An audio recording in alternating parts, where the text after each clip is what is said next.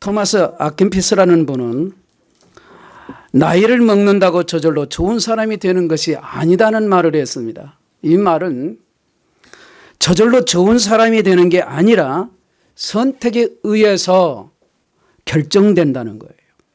우리가 아침에 먼저 말씀을 묵상하고 기도한다고 하는 건 그건 쉬운 일이 아닙니다. 왜냐하면 우리의 육신은 영적인 것에 대해서는 아주 싫어합니다. 하지만 인생은 싫어한 일을 먼저 해야 그 인생이 변화되고 행복해지는 것입니다. 그 영적으로도 똑같아요. 우리가 기도하는 것을 육신은 싫어합니다. 그런데 그 싫어한 일을 먼저 하는 것이 중요하다는 거예요. 아침에 하기 싫어도 기도를 먼저 하고 말씀 묵상을 먼저 하면 우리의 감정이 달라져요. 육신이 좋아하는 일을 싫어하게 되고 순종하는 삶을 살게 됩니다. 그러므로 아침에 기도를 먼저 하는가, 바쁜 일을 먼저 하는가, 이것이 삶의 열매를 좌우한다, 이렇게 말할 수 있는 것입니다. 그러나 요즘은 기도하는 사람들이 점점 줄어들어 가고 있습니다. 이스라엘 백성들은 10명의 정탐꾼들의 말을 듣고는 원망, 통곡하죠. 그리고 애굽으로 돌아가자고 그렇게 하는 이 반응을 보이면서 그들의 믿음 없는 것, 그 믿음 없음을 아주 적나라하게 드러나는 모습을 우리는 발견되는 것입니다. 이게 민수기서 오늘 본문에도 나와 있습니다. 오늘 본문 말씀은 그런 믿음 없는 백성을 두고 하나님 앞에서 그들을 살려달라고 기도하는 모세가 하는 기도에 대해서 말씀하고 있는 것을 알 수 있습니다.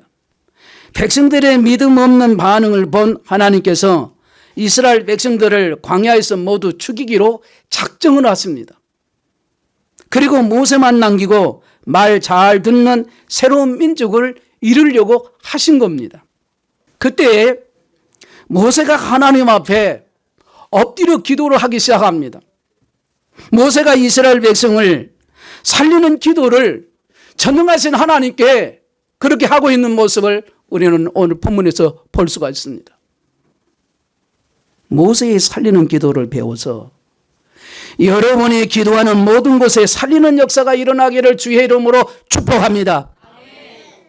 그러면 모세의 살리는 기도에는 3가지의 특징이 있습니다.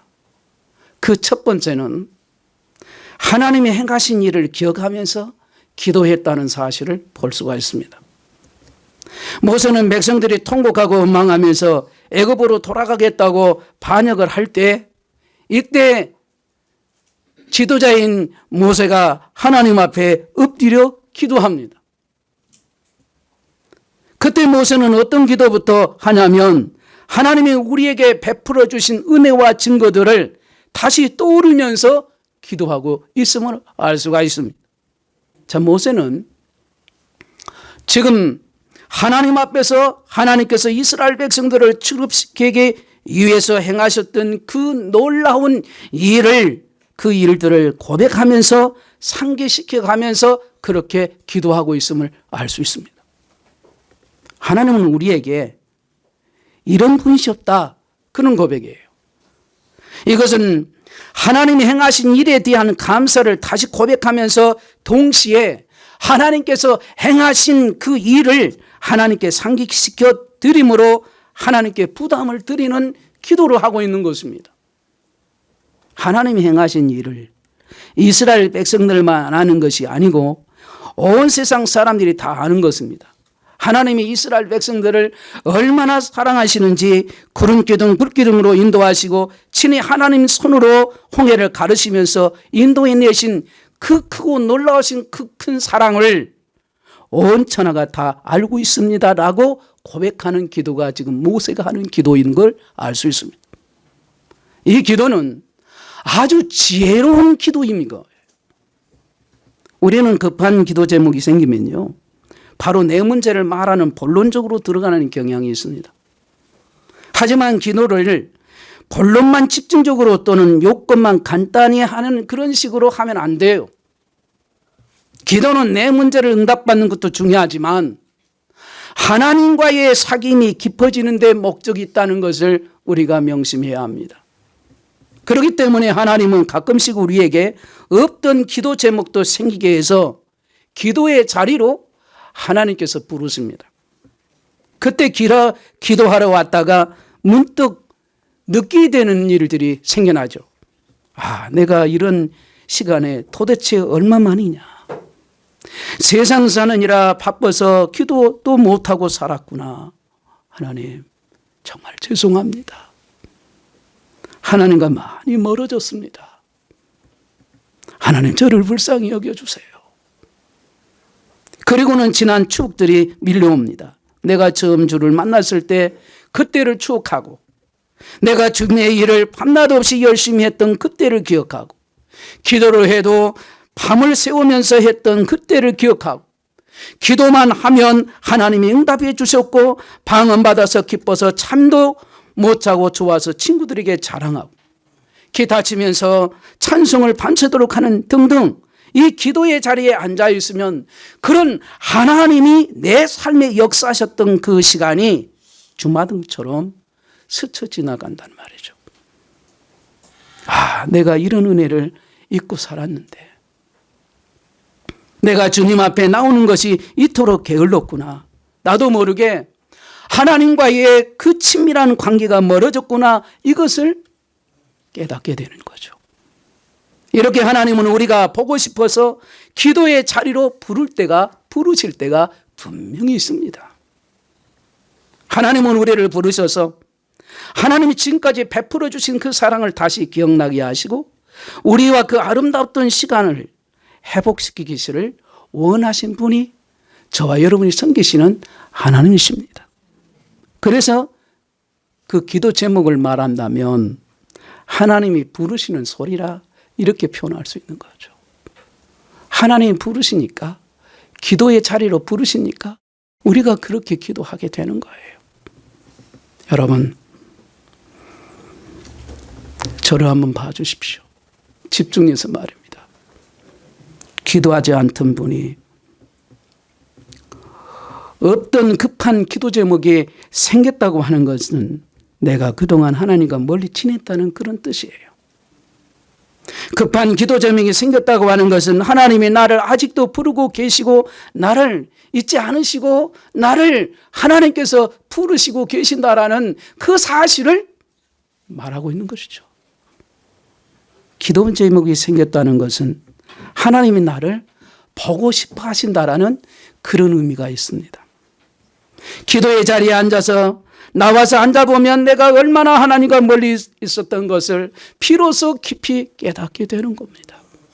여러분, 기도 제목이 생겼을 때 하나님이 내게 어떤 분이셨는가를 기억하고 기도하면서 우리가 생각하고 기도하고 믿으란 말입니다.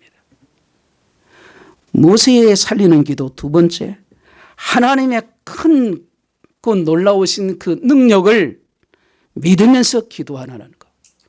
이것이 모세가 하는 살리는 기도의 특징입니다. 오늘 본문 15절부터 17절까지 읽겠습니다. 이제 시작. 이제 주께서 이 백성을 하나같이 죽이시면 주의 명성을 들은 여러 나라가 말하여 이르기를 여호와가 이 백성에게 주기로 맹세한 땅에 인도할 능력이 없으므로 광야에서 죽였다 하리이다. 이제 구하옵나니 이미 말씀하신 대로 주의 큰 권능을 나타내옵소서. 이르시기를. 아멘. 이 부분을 좀 쉽게 이 모세가 하는 기도를 좀 표현해 보겠습니다. 하나님, 이것은 백성을 몇 명 죽이느냐 살리느냐 그 문제가 아니라 여러 나라, 열방, 여러 나라를 두 글자로 말하면 열방, 제가 열방으로 표현하겠습니다. 열방 앞에서 하나님의 자존심의 문제입니다. 하나님이 우리를 용서하시고 살리시면 열방, 즉 다른 나라가 하나님을 사랑의 하나님으로 알 것입니다. 하나님이 우리를 이곳에서 죽게 하시면 하나님의 능력이 없다고 그들이 이해할 것이고, 하나님이 끝까지 우리를 가나안으로 인도하시면 하나님의 큰 능력을 그들이 알게 될 것입니다. 이런 기도예요. 또 이어서 모세가 기도합니다. 여러분, 모세가 하나님께 드리는 이 기도를 여러분 집중해서 보셔야 돼요. 하나님, 우리 이스라엘 백성을 택하심이 수요가 많아서도 아니고 능력이 많아서도 아니고 다른 나라인 이 열방 중에서 가장 작기 때문에 택하셨고 가장 작은 민족을 통해 하나님의 크신 능력을 열방 중에 보여주기 위함이 아닙니까? 우리 민족만을 구원하시는 하나님이 아니시고 열방인 여러 나라를 구원하시기 위한 하나님이신데 우리를 이렇게 멸하시면 열방이 어떻게 하나님께로 나오겠습니까? 하나님이시여 큰 능력으로 베풀어 다시 한번 저희를 살려주시옵소서. 바로 이 기도입니다. 여러분, 우리 하나님은 크고 놀라운 사랑의 하나님이세요. 우리는 우리가 하는 기도 속에서도 하나님을 작게 만들어서 기도하는 그런 모습, 그런 경향들이 참 많습니다. 다만 그런 생각을 할 때 하나님 죄송합니다. 믿음 없는 모습 불쌍히 여겨 주옵소서, 긍휼히 여겨 주옵소서라는 그런 기도가 나와요. 아픈 성도들 위해서 기도하는데 하나님 고쳐주십시오, 하나님 살려주십시오라고 기도하면서 혹시 고쳐주시지 않더라도 하나님 원망하지 않게 해주시고 이런 기도부터 합니다. 안 고쳐주실 것을 믿으면서 고쳐달라고 기도하는 그런 경향, 그런 모습을 말하는 겁니다. 여러분, 수술도 안 하고 반창고부터 바르는 격이라 이렇게 표현할 수 있습니다. 기도할 때는 하나님의 크신 능력을 의지해서 제대로 살리는 기도를 해야 한다. 이 교훈을 오늘 말씀에서 받아야 하는 겁니다. 기도할 때는 하나님 능력을 의지해서 원하는 기도를 하는 겁니다. 내 생각으로는, 내가 알고 있는 지식으로는 저 죽을 사람은 죽는다. 그래도 하나님께 기도할 때는, 살려달라고 기도할 때는 믿음으로 하나님 앞에는 기도해야 돼요. 결론은 하나님께서 책임지는 거고 내가 하는 기도는 믿음으로 기도하는 건 내가 해야 하는 거예요. 그런데 우리는 그렇게 기도를 안 하는 거예요. 하나님의 큰 능력의 손으로 살려주시고 구원해 주시고 해결해 주시고 고쳐달라고 기도하는 건 우리 모두가 해야 할 기도회란 말이죠. 이사야 40장 27절로 31절에 세번역 성경은 이렇게 번역해서 말씀합니다. 야곱아, 네가 어찌하여 불평하며 이스라엘아, 네가 어찌하여 불만을 토로하느냐? 어찌하여 주님께서는 나의 사정을 모르시고 하나님께서는 나의 정당한 권리를 지켜주시지 않느냐 하느냐? 너는 알지 못하느냐? 너는 듣지 못하였느냐? 주님은 영원하신 하나님이시다. 땅끝까지 창조하신 분이시다. 그는 피곤을 느끼지 않으시며 지칠 줄 모르시며 그 지혜가 무궁하신 분이시다. 피곤한 사람에게 힘을 주시며 기운을 잃은 사람에게 기력을 주신 분이시다. 비록 젊은이들이 피곤하여 지치고 장정들이 맥없이 비틀거려도 오직 주님을 소망으로 삼는 사람은 새 힘을 얻으리니 독수리가 날개치며 솟아오르듯 올라갈 것이요 뛰어도 지치지 않으며 걸어가도 피곤하지 않을 것이다. 이렇게 말씀을 하시죠. 모세는 지금 하나님께 하나님이 얼마나 크고 놀라우신 그 크신 능력을 가지신 분이신지가를 믿고 하나님께 기도하고 있는 겁니다. 우리가 그렇게 기도해야 된다는 걸 교훈 삼는 겁니다. 모세의 하나님은 크신 하나님이에요. 내 머리로 계산해서 내 머리로 하는 지식에 가지고 있는 그런 하나님이 아니시단 말이에요. 초월하신 분이에요. 여러분이 기도하는 하나님은 얼마나 크신 하나님이십니까?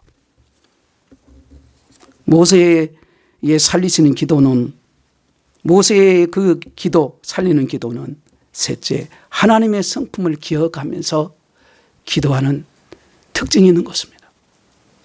모세는 하나님의 크신 그 하나님의 능력이 크다는 것을 믿으면서 그것을 추억하면서 기도하고 있다는 것을 알 수가 있어요. 그리고 이제는 그 크신 능력을 어떻게 사용하신 분이신지를 믿고 있습니다. 다시 말해 하나님의 성품임, 그 성품을 기억하고 있는 거예요. 여러분, 하나님의 성품은 다양합니다. 하지만 하나님의 성품을 더 잘 나타내는 구절이 있습니다. 하나님은 죽이시는 분이시기도 하고 살리신 분이시기도 해요. 하지만 하나님은 죽이시는 것보다 살리시기를 더 좋아하시는 분이에요.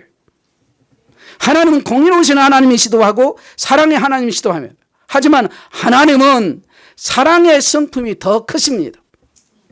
하나님은 심판하시는 하나님이시기도 하고 용서하시는 하나님이시기도 합니다. 하지만 하나님은 용서의 성품이 더 크신 분이십니다. 모세는 이런 하나님을 너무나 잘 알고 있음을 오늘 본문에서 볼 수가 있어요. 우리 18절 읽겠습니다. 본문 시작. 여호와는 너와 이를 더디하시고 인자가 많아 죄악과 허물을 사하신 형벌받은 자는 결코 사하지 아니하시고 아버지의 죄악을 자식에게 갚아 3, 4대까지 이르게 하리라 하셨나이다. 아멘. 그러니까 이 18절의 말씀은 하나님은 용서하시는 하나님이시기도 하고 심판하시는 하나님이시기도 하다는 말을 지금 하고 있는 거죠. 그러나 19절을 보겠습니다. 같이 읽습니다. 시작. 고함나니 주의 인자의 광대하심을 따라 이 백성의 지약을 사하시되 애굽에서부터 지금까지 이 백성을 사하신 것 같이 사하시옵소서. 아멘. 그러니까 모세가 믿는 하나님의 성품은 뭡니까? 노하시기보다 인자하신 하나님이라. 백성의 죄를 심판하시기보다 용서하시기를 더 좋아하시는 하나님이심을 고백하면서 그렇게 하나님의 성품을 알고 기도하고 있다는 사실. 우리가 이런 기도자가 돼야 돼요. 여러분, 어떤 문제가 생겨서 기도할 때 하나님이 어떤 분이신지를 기억하고 우리도, 저를 포함한 우리 모두도 그렇게 기도해야 하는 것입니다.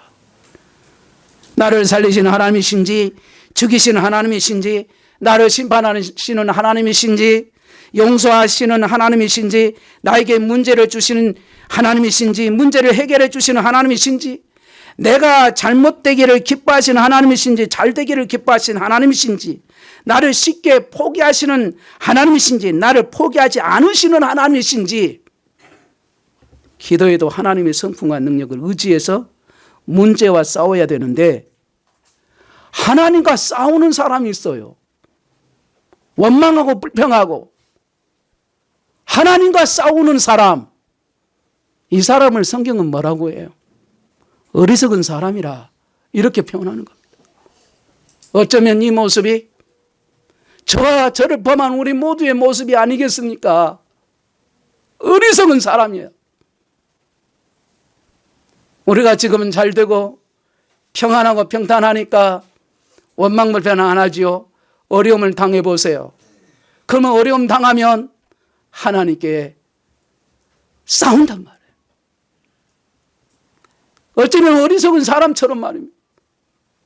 기도를 가만히 들어보면 하나님과 싸우는 사람입니다. 하나님은 어떻게 나를 죽이십니까? 하나님은 어떻게 나에게 이런 문제를 주십니까? 하나님은 어떻게 나에게 이렇게 무관심하실 수가 있습니까? 그렇게 하지 말고, 그러지 말고 하나님의 성품을 가지고 현재 해결해야 할 그 문제와 싸우는 기도를 하란 말입니다. 문제야 네가 아무리 나를 덮어도 하나님은 너보다 크시다. 문제야 네가 아무리 나를 하나님과 멀어지게 하여도 하나님 나를 포기하지 않으신다. 문제야 네가 나를 하나님을 원망하게 만들어도 나는 하나님을 원망하지 않는다. 문제야 네가 아무리 나를 넘어지게 해도 하나님은 나를 일으켜 세워 주신다. 그런데 만약 우리가 계속 염려하고 있다면 그 이유가 뭐겠습니까? 그것은 기도로 구체적으로 맡기지 않았기 때문이고 또한 우리가 하나님을 신뢰하지 않았기 때문이란 말이죠. 이걸 표현하자면 두 글자로는 불신인 거예요. 불신앙. 여러분, 이것이 무서운 거예요. 하나님보다 내가 걱정하는 대상, 즉 자녀, 건강, 돈, 직장, 내 삶의 기쁨과 안전을 좌우한다고 그렇게 믿는 겁니다. 즉 그것들을 더 신뢰하고 있는 거예요. 결국 염려는 우리가 하나님 대신에 우리가 섬기는 우상이 무엇인가를 절실히 아주 여실히 딱 드러내는 그 모습을 기도하는 나의 모습 속에서 발견되어지는 것. 우리가 맡기는 기도를 드린다는 것은 단지 입술의 말로 기도했는가 그런 차원이 아닙니다, 여러분. 과연 진정으로 내 중심에 있는 우상을 내려놓고 하나님을 마음 중심에 모시는가 라고 하는 이 문제가 크다는 말이에요. 이게 중요하다는 거예요. 주님을 신뢰하기로 결단하십시오. 주님을 신뢰하고 기도하십시오. 결단하십시오. 우리는 염려를 맡겨버려야 돼요. 맡겨버린다는 것은 주님에게 기도하고 이제 더 이상 걱정하지 않는다라는 그런 의미의 뜻이란 말이에요. 오히려 걱정하는 동안 그 걱정거리를 우리가 붙잡고 있게 되는 겁니다. 여러분, 그 걱정거리를 내가 붙잡고 있으면 절대 기도가 안 돼요. 그러면 주님이 그 일에 대해서는 책임지지 않습니다. 맡겨버려야 책임지시고 돌봐주신다는 사실을 명심해야 하는 거예요. 가정사역자이자 기도의 중요성을 강조한 영성가인 스토미 오마사시라는 산이라는 분이 있어요. 제가 발음이 좀 부정하게 해도 이해하세요. 애국 사람이에요. 이름 기억 안 해도 돼요. 이런 사람이 있다 그러면 돼요. 그런데 이 사람은 실제 인물이고요. 이 사람이 이런 말을 해요.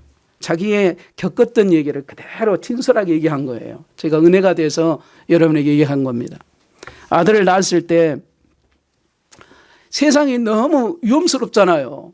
아이를 낳은 자녀를 낳았는데 세상이라는 게 너무 위험스러우니까 세상에서 어떻게 키워야 할지 정말 불안해했습니다.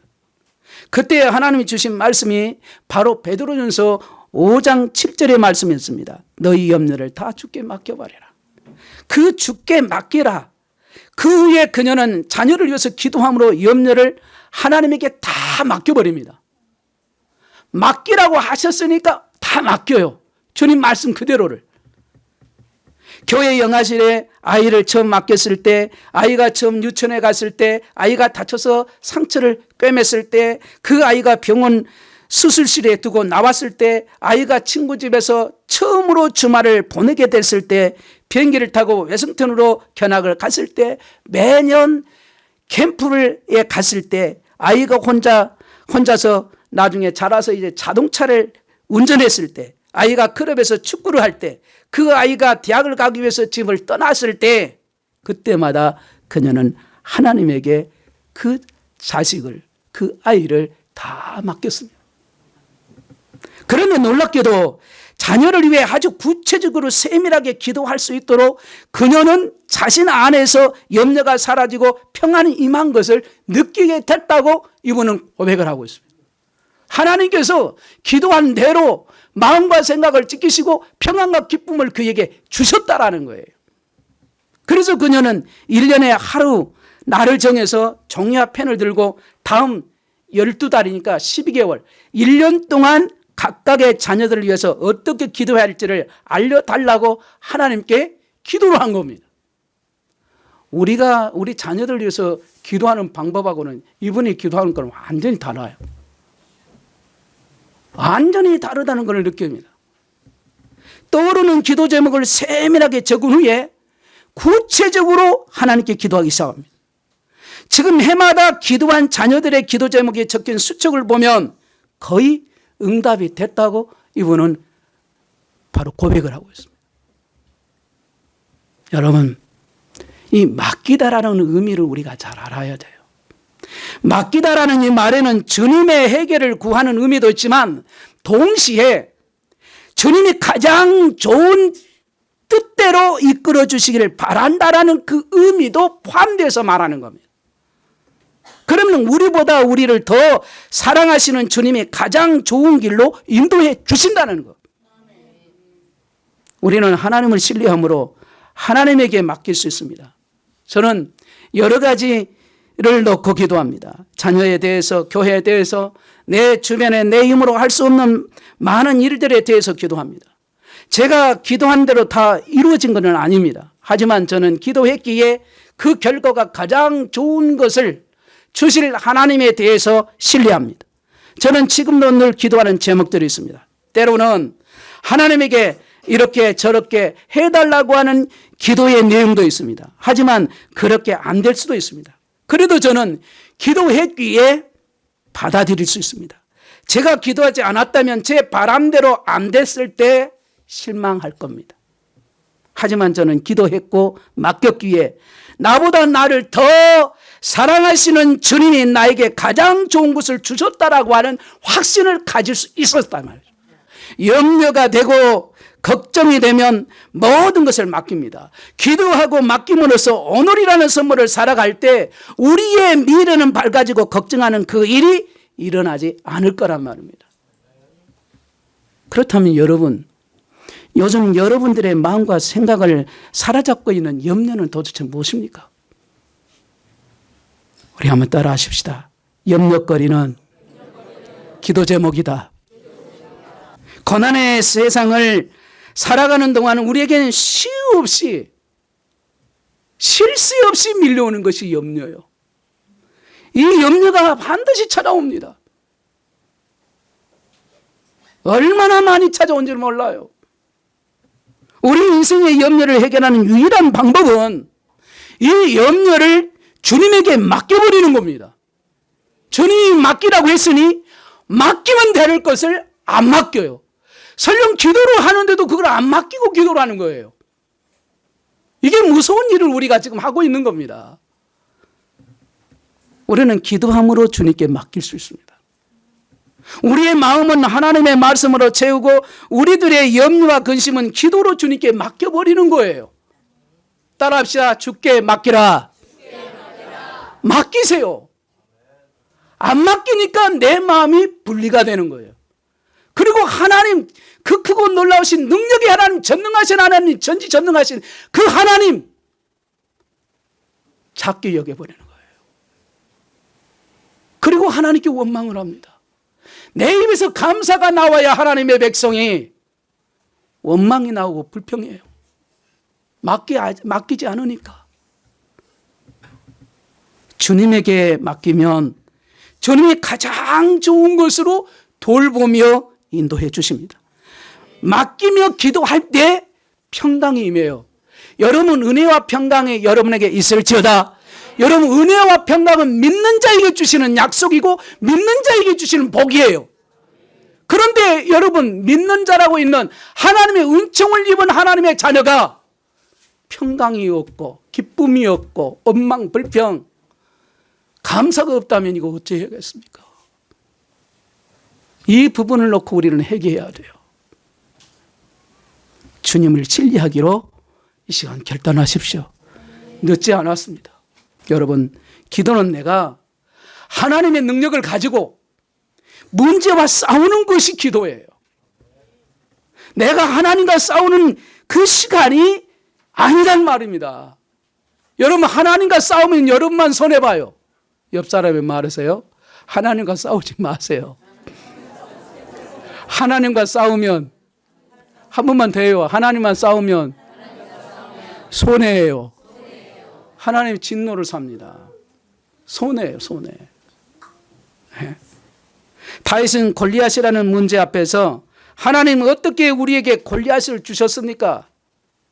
하나님 우리를 사랑하는 것이 맞습니까?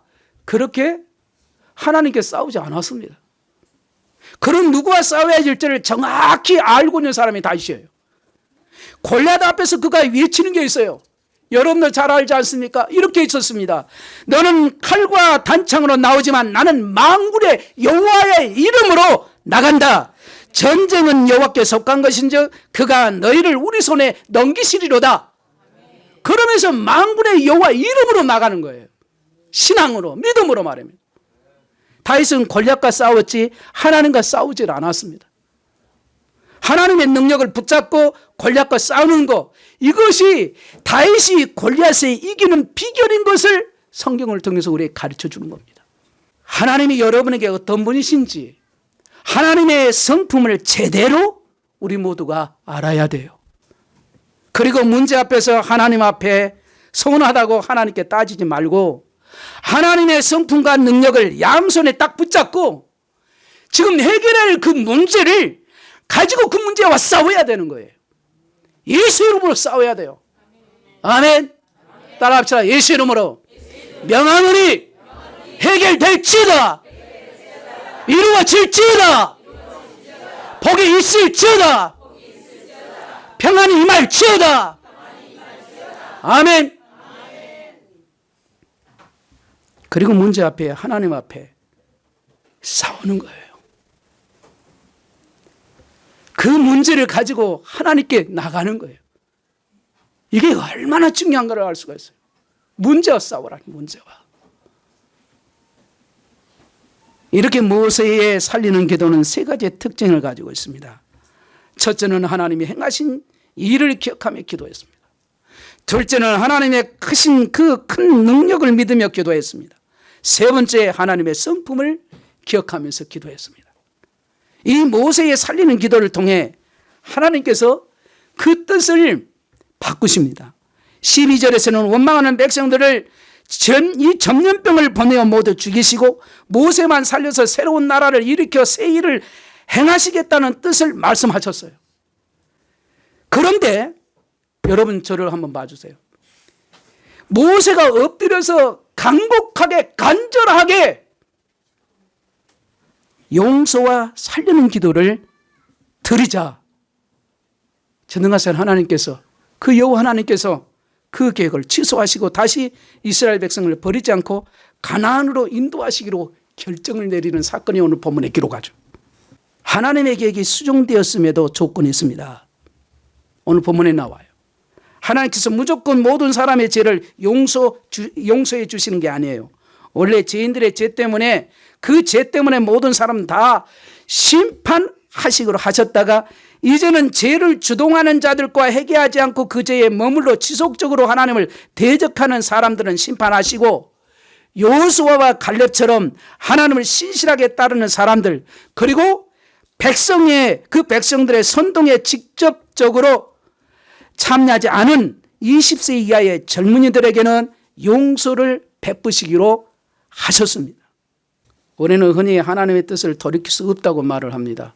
성경을 보면 이게 맞습니다. 또 다르게 보면 맞고 틀리다. 두 가지 다 들어가요.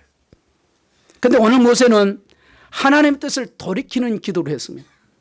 아니 어떻게 보면 하나님이 심판하시겠다고 하시면서도 모세가 나서서 이 기도를 해 주시기를 원할 수도 있어요. 그리고는 금세 뜻을 돌이켜 계획을 수정하시고 죽이겠다는 뜻을 살리시겠다라고 바꿔버리는 거예요. 이 엄청난 이 모세의 기도를 들으시고 이렇게 죽이시로 작정하는 계획을 바꾸신단 말입니다. 여러분 그렇습니다. 이것이 기도의 힘이에요. 기도의 힘. 하나님은 우리를 죽이고 살리는 것보다 우리가 기도의 자리에 나와서 하나님과 이야기 나누는 것을 더 원하는 것 같습니다. 그래서 기도하다가 우리가 간절히 기도하면 그 뜻을 얼마든지 바꿔주시기도 한단 말이에요. 그러나 아무리 기도해도 바꿀 수 없는 하나님의 뜻이 있습니다. 예수 믿지 않는데 천국 보내달라고 하는 기도는 응답 안 됩니다. 예수 공로를 무효화하는 기도이기 때문에 회개하지 않았는데 용서해달라고 이 기도도 응답이 안 돼요. 하나님의 의로심을 무효화하는 기도가 있기 때문에 지옥 갈 사람 구원해서 천국 가게 해달라는 기도는 응답 주셔도 지옥을 없애달라고 하는 기도는 응답이 안 돼요. 하나님의 최후의 심판을 무효화하기 때문에 이처럼 아무리 기도해도 응답되지 않는 것은 기도하지 마시고 하나님의 뜻에 완전히 맡기십시오. 천국 지옥의 문제가 아니라 우리의 일상에서 일어나는 일에 대해서는 적극적으로 하나님께 기도해야 합니다. 하나님의 뜻을 돌이킬 준비를 하시고 우리의 기도를 듣고 계신단 말입니다. 히스기야 왕이 15년을 더 살고 덜 살고는 하나님께 아무런 문제가 되지 않습니다. 어쩌면 하나님이 히스기야 왕에게 죽을 병을 주었던 것은 히스기야가 하나님 앞에 나와서 기도하면서 더 오래 머물러 있게 하기 위해서 했을지도 모릅니다. 그렇게 간절히 기도하자 15년 생명 연장을 받게 되죠. 스로보니 여인의 딸을 고쳐주지 않고 이스라엘의 잃어버린 양에게로 가려던 예수님이지만 그 스로보니에게 그 여인의 간절한 청에 예수님은 그 여인의 딸을 고쳐주셨습니다. 하나님은 오늘 이스라엘 백성들에게 전염병을 보내어 전부 죽이겠다라고 하는 이 계획을 얼마든지 수정하실 의향을 가지고 계셨어요. 여러분 그렇습니다. 모세가 나타나 살리는 기도를 하자 그 계획을 당장 수정해 줬어요. 여러분이 살리는 기도 하시기를 주의 이름으로 축원합니다. 하나님 앞에 하나님의 뜻이 구속사의 역사에 방해가 되지 않는 것이라면 저를 포함한 우리 모두의 여러분과 저에 포함한 우리가 간절한 기도를 들어달라고 하는 건 기도를 해야 하는 것. 하나님은 응답해 주실 준비를 하시고 기도의 자리로 우리를 나오게 하신단 말입니다. 우리 고백합시다. 저에게 하나님은, 우리 모두에게 하나님은 따라합시다. 좋으신 하나님, 선하신 하나님, 하나님은 내 인생의 최고다. 최고다. 영어로는 베스트죠. 최고다, 최고. 하나님이 최고예요. 지금 나에게 어떤 일이 일어나고 있는지 모르지만 하나님 내 인생의 최고다, 이거 최고. 최고이시다 이 말이에요. 여러분 반드시 꼭 기억해야 하고 믿어야 할 것은 하나님은 기도뿐이 아니라 우리가 하는 말도 들으신다는 사실을 명심해야 돼요. 오늘 여러분의 인생 한가운데서 메마른 땅을 지나고 있는 여러분의 인생 그 한가운데서 하나님의 음성이 들려지기를 간절히 소원합니다. 우리의 간절한 기도에 응답받는 우리 모두 되시기를 주의 이름으로 축복합니다.